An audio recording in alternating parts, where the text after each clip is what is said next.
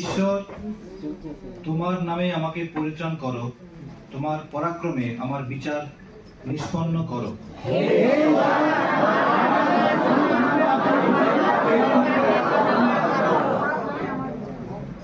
কেননা অপরিচিত লোকেরা আমার বিপক্ষে উঠিয়াছে, দুর্দান্ত লোকেরা আমার প্রাণের অন্বেষণ করিয়াছে, তাহারা ঈশ্বরকে সম্মুখে রাখে নাই।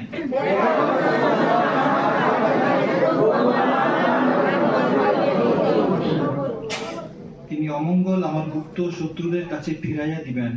তুমি আপন সত্যি তাহাদেরকে সংহার করো।